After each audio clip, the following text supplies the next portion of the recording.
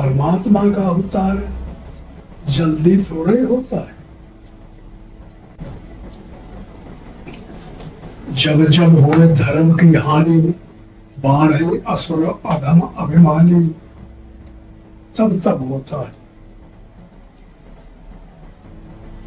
इसका कोई ठिकाना नहीं। समाज में कब धर्म की हानि होने लगे, जल्दी भी हो सकती है, बहुत टाइम भी लग सकता है। वैसे यह प्रसंग अध्यात्म जगत की बात का है। साधक जब साधना करता है तो उसके अंतःकरण में जो अनेक जन्म की कांक्षा है वो काल शून्य है। और जो ये गर्व है, ये हाथ जीता हुआ मन को गर्व कैसे। मन जब विषय में फंसा रहता है तो उसको सर्व कहते हैं, और जब उसे जीत लिया जाता है तो गर्व बन जाता है, तो भगवान की सवारी देता है। तो साधक के हृदय की प्रक्रिया है पूरी। जब धर्म साधक के अंतःकरण में पाप बढ़ जाता है तो पुण्य खत्म हो जाता है, तब मन करता है भजन करने के लिए। तब परमात्मा चांस देते हैं कि अधोगति से फिर वह मोल लौटता है कि भगवान मुझे राखो, बचाओ बचाओ। बड़ी बुरी हालत में जब पड़ जाता है तब घूम के वो को भगवान की तरफ बनाता है। और जब तक माया से आनंद मिलता रहता है तो सब प्रकार की प्रसन्नता रहती है, तब तक भगवान का कोई ध्यान नहीं देना। मनुष्य सबसे उत्तम योनि है। बड़े भाग्य मानुष तन पावा, सुर दुर्लभ सदग्रंथ ही गावा। सदग्रंथ वेद पुराण गाते हैं, चिल्लाते हैं, बताते हैं कि बहुत बड़े भाग्यशाली होते हैं, तब मनुष्य का अवतार मिलता है। अनेक योनियां हैं, जल की योनियां, आकाश की योनि, पृथ्वी में चलने वाले योनि। ये तीन प्रकार के जीव है। तीनों प्रकार के जीवों में मनुष्य सबसे श्रेष्ठ है। इनके पास परमात्मा है। ये शरीर मट्टी का है और इसमें अंदर ये जो बोल रहा है ये आत्मा है। ये जब कहता है शरीर को चलो तब चलता है, बैठो तो बैठ जाता है, उठो तो उठ जाता है। हाथ को कहता है कि तुम अपने काम करो, ये पकड़ो तो पकड़ता है। और जब आदमी बढ़ जाता है, ये आत्मा निकल जाती है, तब ये शरीर हलता है, चलता है, बैठता है, उठता है। फिर नहीं उठता, फिर ये मट्टी का है। तो हर आत्मा के पास, हर मानव शरीरधारी के पास परमात्मा रूपी आत्मा है।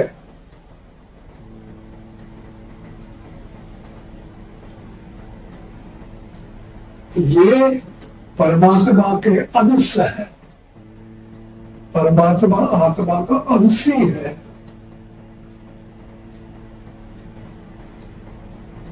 तो ये जब एक ही प्रक्रिया होती है तो यह इंद्रिया और अंतःकरण, मन, बुद्धि, चित्त, अहंकार ये काम करते हैं। ये जब माया में फंस जाते हैं, काम, क्रोध, लोभ, मोह, मद, मत्सर दुर्गुणों घेर करके फांस देते हैं, तब ये परमात्मा को नहीं जान पाते, न ये आत्मा अपने को जान पाता है। कर्म करने का हर आदमी का अधिकार है।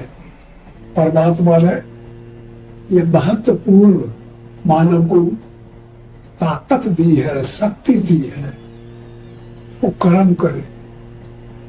कर्म करने से परमात्मा आ सकता है, कर्म करने से माया में आदमी फंस सकता है। कर्म बुरे और भले दो प्रकार के होते हैं। ये जो शरीर से इंद्रियों से हरकत करता है, मन से संकल्प करता है, बुद्धि से निश्चय करता है, चित्त से चिंतन करता है, यही कर्म है। यह अच्छा करेगा तो पुण्य बनता है, और बुरा कर्म करेगा तो पाप बनता है।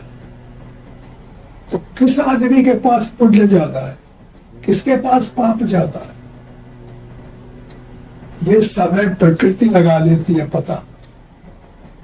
पुण्य जिनके पास है वो परमात्मा की तरफ दौड़ता है, उन्हीं को पकड़ेगा। देखते हैं परिवारों में, गांवों में तो लोग कोई आदमी बचन जाता है कि मुझे भजन करना है, चाहे वो किसी प्रकार से हो। घर वाले माता पिता उसे मना करते, क्या बताता है भजन करेगा, घर में भजन करो और काम करो, यही सबसे उत्तम है।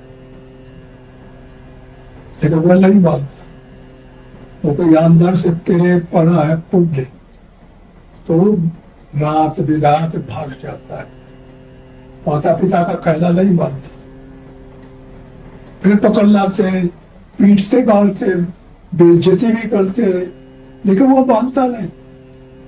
जब तक पुण्य है वो तो प्रेरित करता रहता है परमात्मा की तरफ, माया की तरफ नहीं जाने देता, और फिर वो बाबा हो ही जाता है। समझ में? बाबा उसे कहते हैं जे के 10 इंद्रिया और 4 अंतःकरण, ये 14 तत्व राम राम में लग जाए, भजन में लग जाए, साधन करने में लग जाए, और माया की तरफ निहारे नहीं, उसका नाम है भजन करना, साधन करना।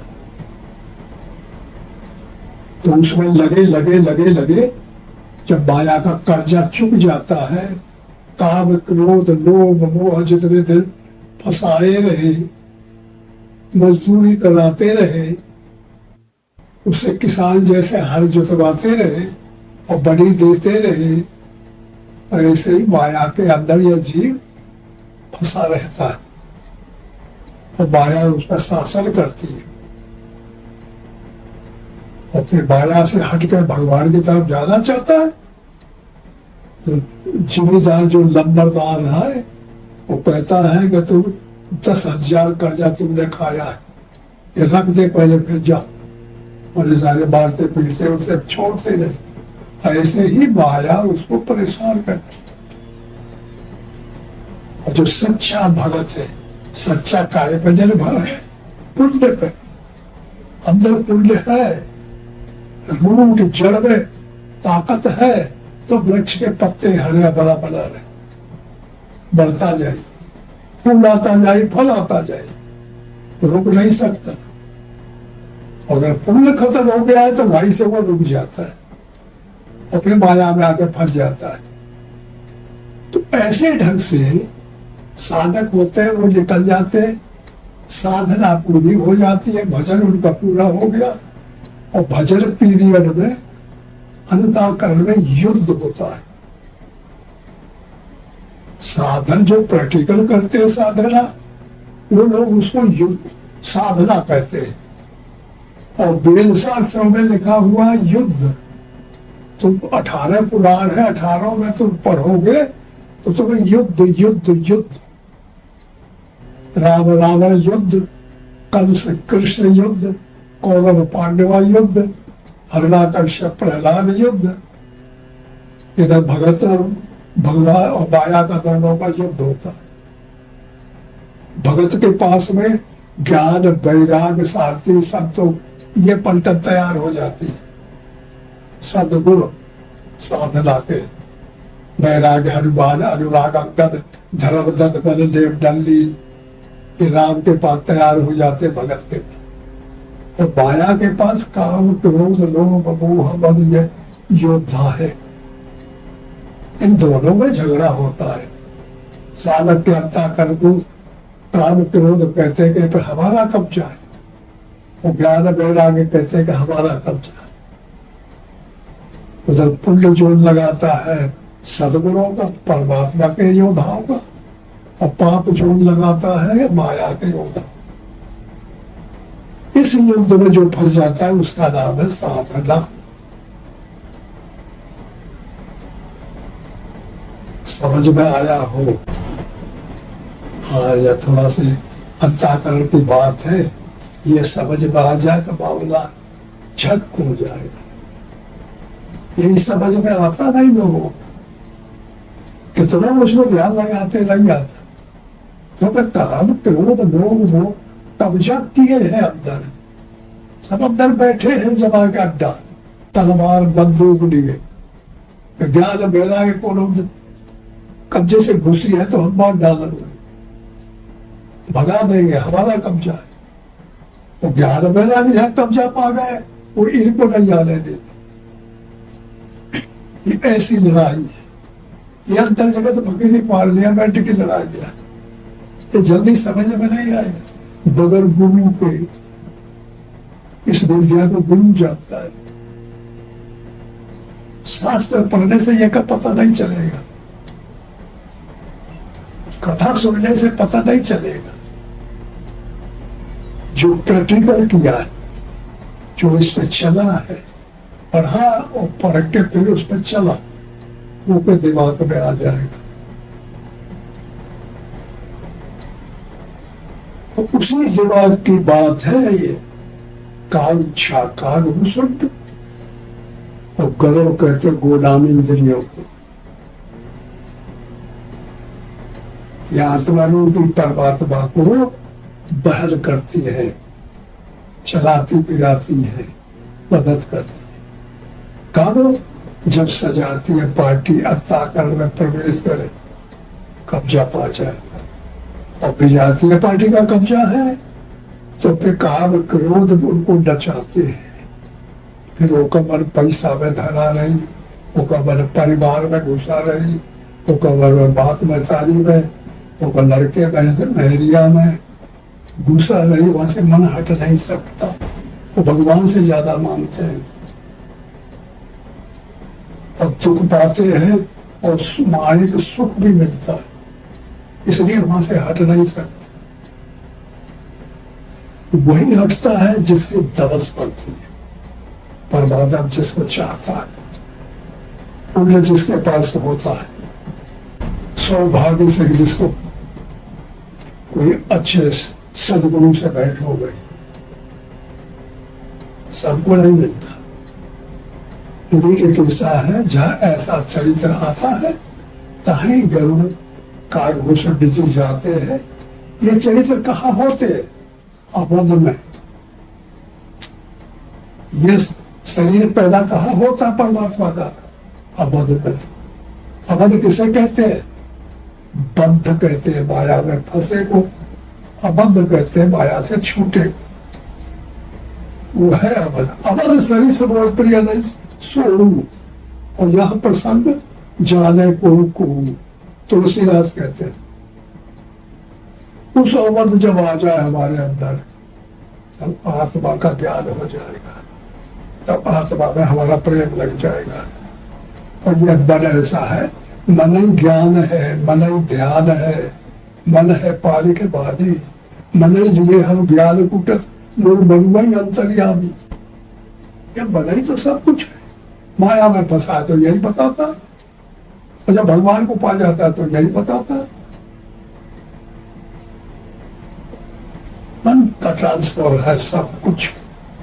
मन को जीत ले वो मेरे भाई, ये को जो जीत लिया जिसने, वो परमात्मा की तरफ हो गया। परमात्मा जी उनके ऊपर कृपा हो गई। तो मन को नहीं जीत पाया, बल ने जीत लिया उसको, आदमी को, तो बल का बोझ है, जहां होकर बुरा लगेगा तय चाहिए।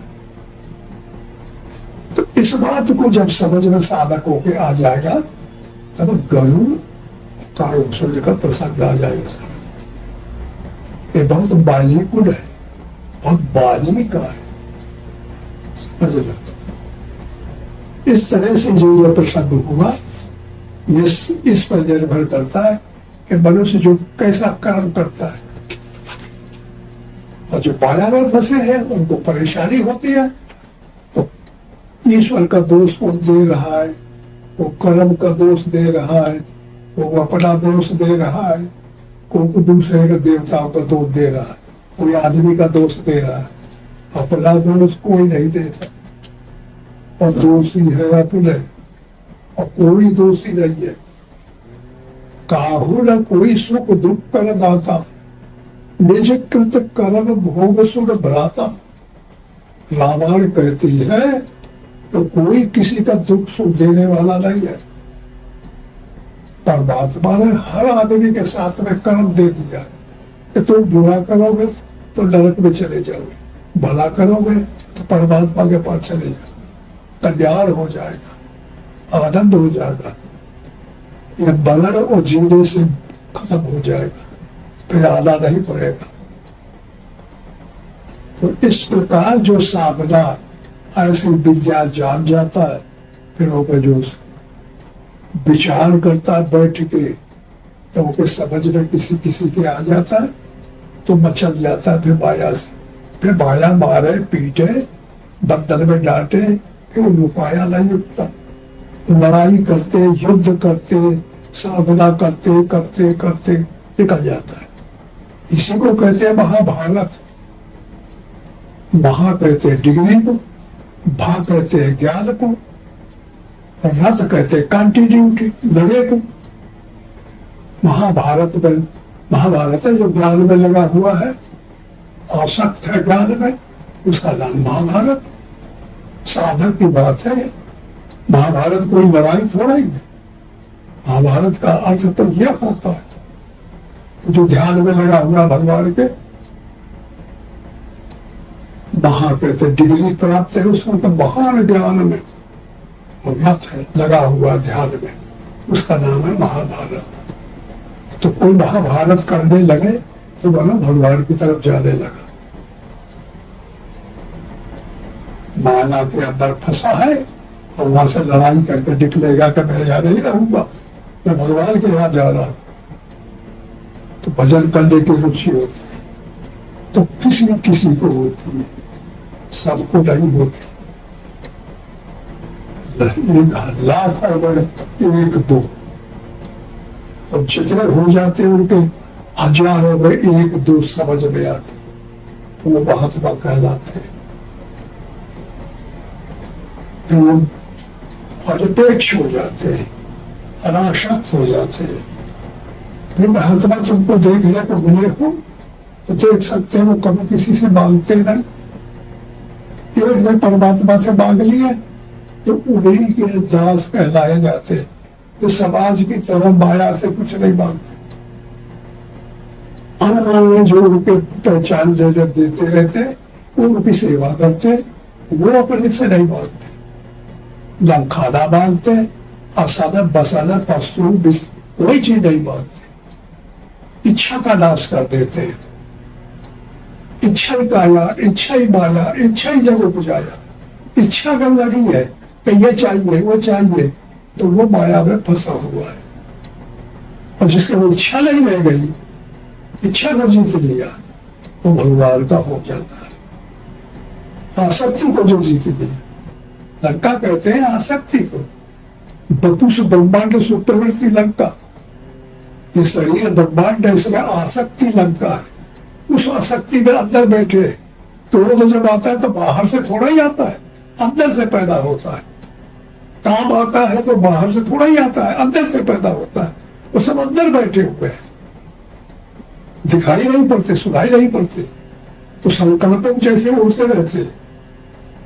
वो मानव जात थोड़ा ही है, वो अंतर जगत की जात है, तो उसको समझना पड़ता है। तुम अपने काम करते रहते हो, और कभी कभी अचानक किसी तुम्हारे संबंधी आदमी की बात आ जाती है तुम्हारे अंदर, तो उसी समय वो बाहर कहीं है, तो वो संकल्प कर रहा है, तो तुम्हारे अंदर संकल्प आ गया। ऐसा है यह बदलाव। ये थट उड़ते रहते हैं, बेब, ये बेबों में उड़ते रहते हैं। साधक क्यों चिल्लाते जंगल जंगल जंगल? बाबा लोग पब्लिक में क्यों नहीं बैठते? ज्यादा भीड़ भाड़ हो जाती है तो सबके संकल्प गुच्छे बन जाते हैं आकाश में।